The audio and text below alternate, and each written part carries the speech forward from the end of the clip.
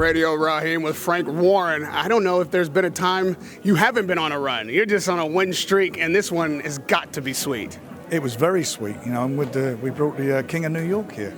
He done a job. That's the first time I've seen you get booed in a very long time, Frank.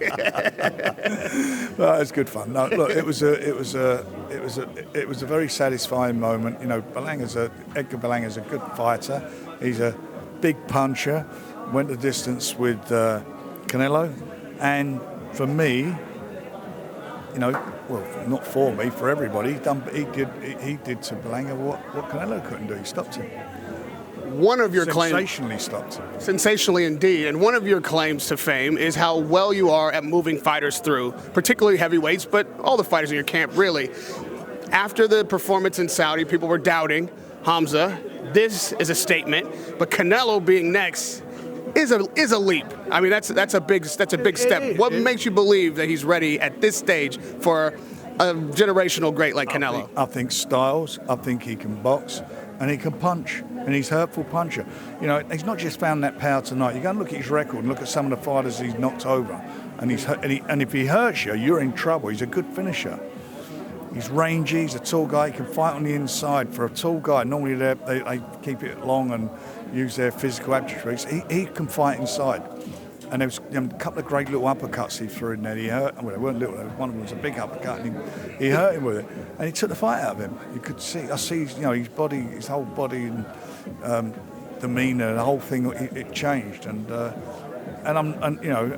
Berlanga's a good fighter, and he done a great job. Well, now it kind of puts you in the position of having to root for CANELO, doesn't it? I know you want your man to get the shot. Are you in the CANELO corner now against Crawford? Yeah. Yeah, that's what I mean. Yeah. It's a tough fight, but I'm looking forward to that fight. But it's been great. You know, this venue was superb. I mean, the crowd noise seemed to be amplified, didn't it? It was such a great. I mean, it was really Puerto good. Ricans. Yeah, no, but I mean the noise. It was like it was bouncing off of everywhere, and it was just a fabulous atmosphere.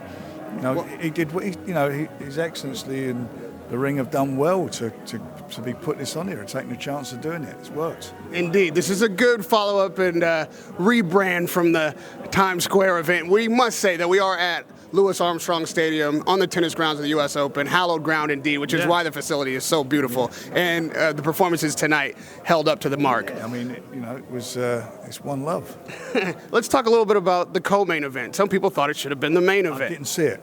You didn't see it? I didn't see it because I was in the dressing room with him. I wanted to be in the dressing room. So during that fight, I just sat in the dressing room and watched. Okay. You know, so I just wanted to.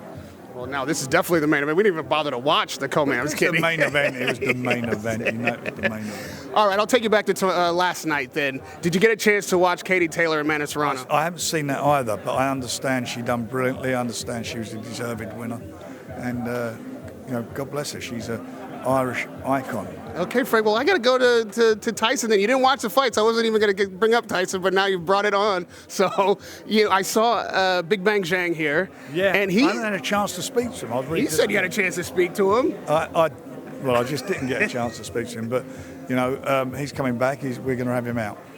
He seems to think that Tyson might be in the offering for him. Well, we will see what happens.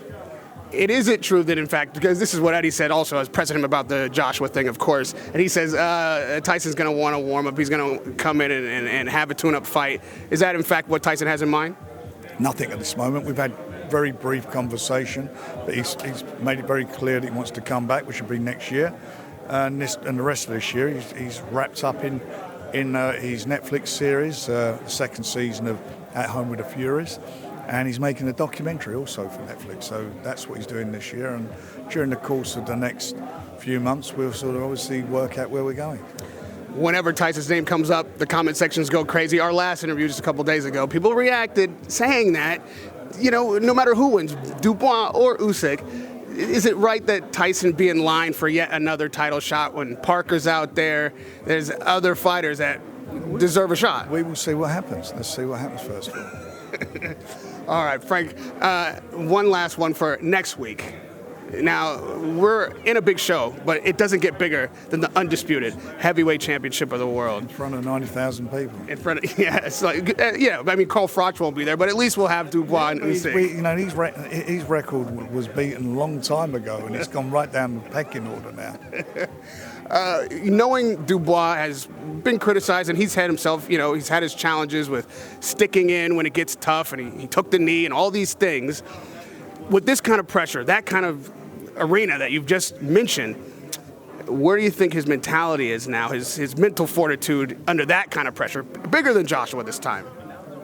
Well, the facts of the matter is he went in as a big underdog against Joshua, and most of the people there were supporting Joshua, and he went and done what he had to do in front of 96,000 people. He's been there and done it. So he's been in the ring, he's shared the ring with Usyk, and one thing he knows is he can hurt Usyk. He hurt him.